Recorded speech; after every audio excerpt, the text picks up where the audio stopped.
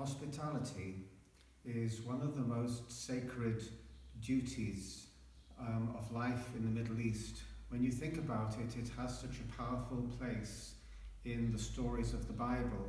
It's by being hospitable that Abraham received the three strangers who perhaps represent God and who promised him that he would be the father of a great nation. For them, he ordered Sarah, his wife, to prepare from the finest flour bread and cakes for the guests whom he'd never seen before, and his servants to prepare a finest beast for food, so they were treated like royalty. It is a powerful image, the image of hospitality, a precious image also. Jesus at table with his disciples is an image which we remember whenever we come to the Lord's table. I remember as a seafarer on a trip to Aden, which is presently riven by civil war. In those days, Aden, after its British period, was under the control of the Russians. But the society, the Yemeni society, had survived, and part of that society, that Yemeni society, is hospitality. I remember sitting on a bus in Aden, going up to Crater to look at the botanic gardens which are there, of all things, and sitting next to me, one of my shipmates, and he reached across to a local guy on the bus and asked him for a cigarette.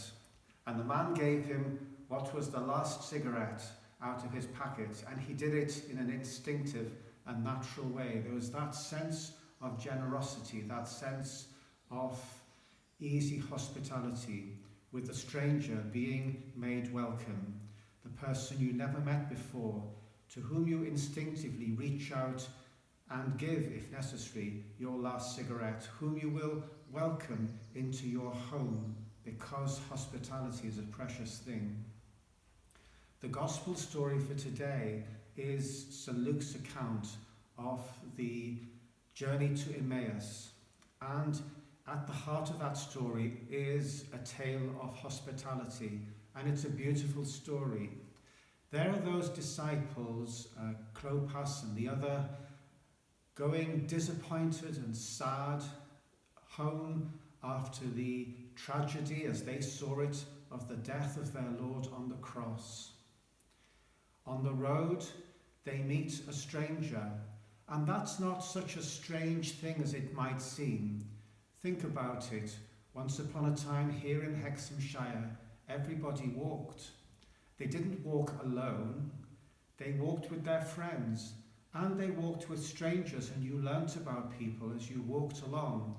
You walked for miles, you walked into Hexham, you walked across to Blanchland for a dance of an evening when the day's work was done, and you talked and were sociable. It was that kind of encounter. And the stranger asked them about their sadness, why they looked so sad. After all, it was the end of Passover, the greatest Jewish festival. Should they not have been full of renewed hope after this great festival? And they said, are you the only person in Jerusalem who hasn't heard the tragedy, the death of Jesus?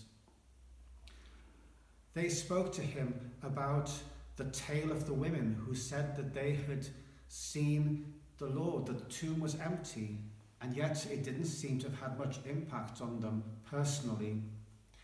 And Jesus saying to them, how foolish you are. Why don't you believe what you've read, what's there in the prophets, in the Bible, that the Messiah, the chosen one of God, must die and rise again?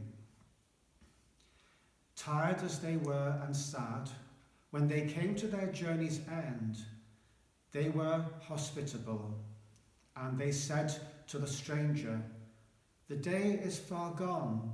Don't continue on your way. Please, please, come into our home. Come and share with us. And they didn't take him in there and tell him, this is what you're going to do, that's what you're going to do. They came to table with him, and they gave him the bread and said, friend, say the blessing for us. say the blessing for us. And he took it and broke the bread. And as he broke the bread, something clicked. The light went on in their minds. The veil, as it were, that had stopped them from realizing who was in front of them was taken away, and they realized that it was Jesus. They realized it was Jesus. And though it was night, they didn't stay put. Though it was night and there might have been robbers on the road and who knows what in the dark, they ran the 7 miles. They ran the 7 miles back to Jerusalem to share with their friends. They were so excited at what they'd seen.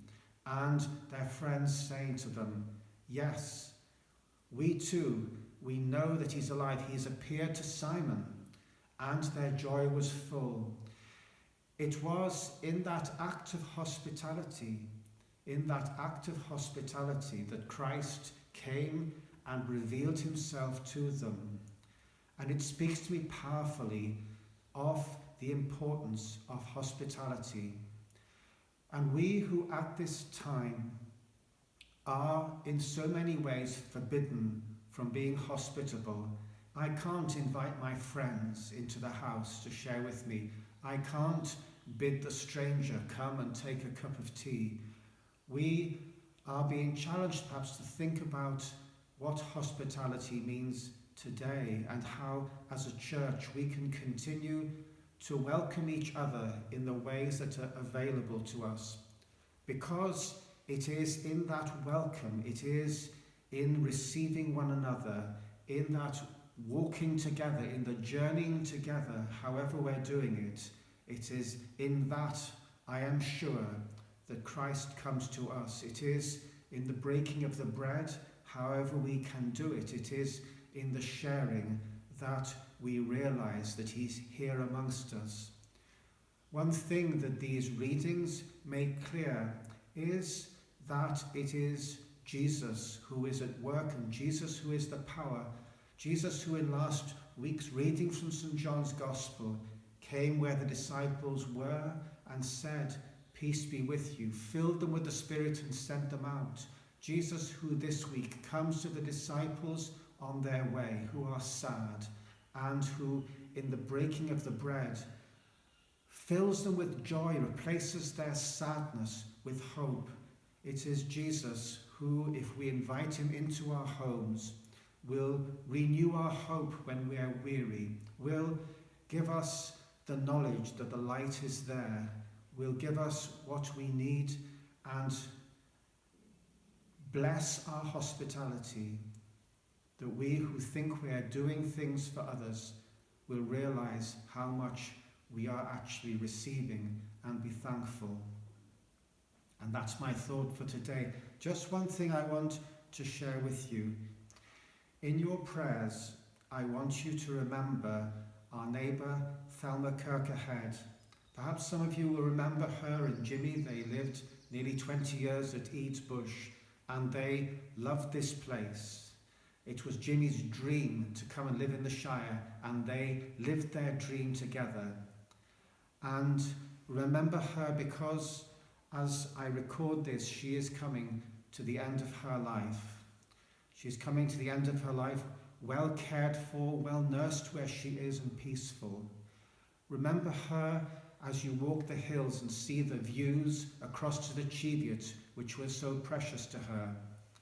I have to say she was a strong character, and she sometimes found human nature disappointing. Her true love was animals, and her true passion was horses, and she was never disappointed in God's creatures, in the animals and in the horses. And I think she took enormous pride in the knowledge that her son Carl, as an equine orthopedic surgeon, is able to bring healing and new life to horses. For her, there could be no higher calling. So please give thanks for Thelma, for her courage and her independent spirit as you pray today. Pray for Carl and remember all her family today.